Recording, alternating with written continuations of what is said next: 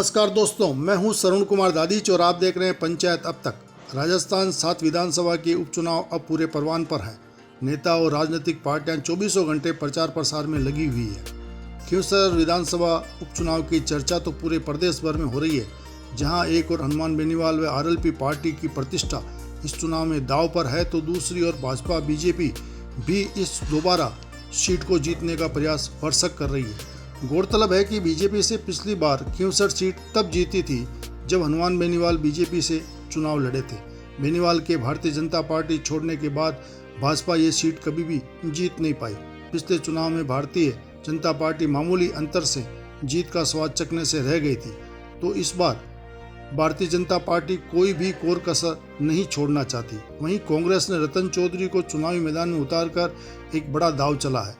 लोकसभा चुनाव में आरएलपी एवं कांग्रेस का गठबंधन था, जो इस बार उपचुनाव में नहीं है। अब ये गठबंधन नहीं होना आरएलपी को कितना नुकसानदायक साबित होगा, ये तो समय ही बताएगा। लेकिन इस बार इस उपचुनाव में कांग्रेस नेता दिव्या मदेरणा की भी अब एंट्री हो चुकी है। वैसे तो आप सभी जानते ही हो, बेनीवाल हमेशा अपने राजनीतिक बयानों से चर्चा में रहते हैं और दिव्या मदेरणा पर भी बेनीवाल विशेष बयानों की वर्षा करते हैं। तो अब मौका दिव्या मदेरणा के पास भी है, इसलिए दिव्या मदेरणा ने बड़ा हमला करते हुए हनुमान बेनीवाल पर एक बड़ा तंज कसा है। मदेरणा ने कहा कि जो मुझे हराने की बातें करते थे, वो अब रात की 3-3 बजे 4-4 बजे तक लोगों के पैर पकड़ रहे हैं। दोस्तों, वीडियो अच्छा लगे तो वीडियो को शेयर अवश्य कीजिएगा, कमेंट्स अवश्य कीजिएगा और चैनल को जरूर सब्सक्राइब कर लें। आइए सुनते हैं दिव्या मदेरणा ने एक मीटिंग के दौरान क्या कहा। क्या हालत हो रही है नागौर में, क्या हालत हो रही है खींवसर में। कितने से जीते थे पिछली बार? 1800-2000 से जीते थे कि दिव्या को मैंने जिता दिया, दिव्या को अब की बार मैं हरा दूंगा और ओसिया में हरा दूंगा। क्यों भाई, मैं समाज की बेटी नहीं हूं? मेरे दादाजी ने जिंदगी खपाई अपनी लोगों के विकास करने के लिए। मेरे पिता ने जिंदगी खपाई है गांव के व्यक्ति के विकास करने के लिए। क्या गुनाह किया कि भाई दिव्या को हराऊंगा? बताओ मेरी गलती। हम तो चाहते हैं कि किसान कौम के कोई भी व्यक्ति हो तो निकले, बड़े बढ़िया करें। नहीं, दिव्या को हराएंगे, आके ओसिया में मीटिंगें करी, दिव्या को हराएंगे। सारी की सारी थली पट्टी में रिश्तेदारी है, सारे के सारे किसान वर्ग ने कहा सब बिल्कुल वोट नहीं देंगे हमारी बच्ची को इस तरीके से गालियां निकालती हो। वो हमारी बच्ची है, हमारे समाज का गौरव है, अकेली खड़े होकर हमारे लिए लड़ती है। क्या हालत हुई? आज भी हालत टाइट है बुरी तरीके से। रात को 4-4 बजे तक जा रहे हैं, पैर पकड़ रहे हैं लोगों के।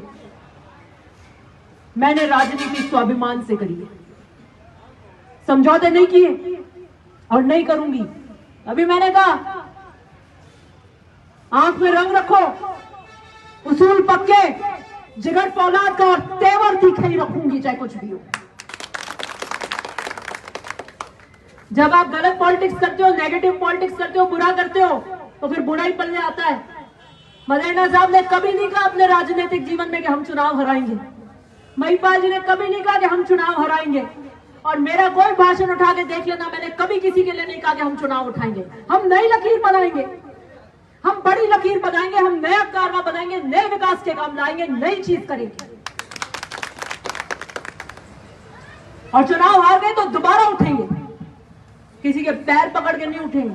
काम करेंगे, लोगों के बीच में रहेंगे, संवाद करेंगे, उनकी बात रखेंगे। उसके बाद तो भाग्य का कोई नहीं लेके जा सकता। जो लेखनी का लिखा हुआ है ना, वो आके रहेगा, लेकिन राजनीति में समझौते नहीं करेंगे। यही मैं लाहौर की जनता को कहना चाहती हूं कि अपने राजनीतिक भविष्य से समझौते मत करो। जिले डाक के मत जाओ और किसी नेता के पास मत जाओ, अपनी एकता बना लो। हर नेता आपके पास आके सलाम नहीं करे तो मेरा नाम बदल दो।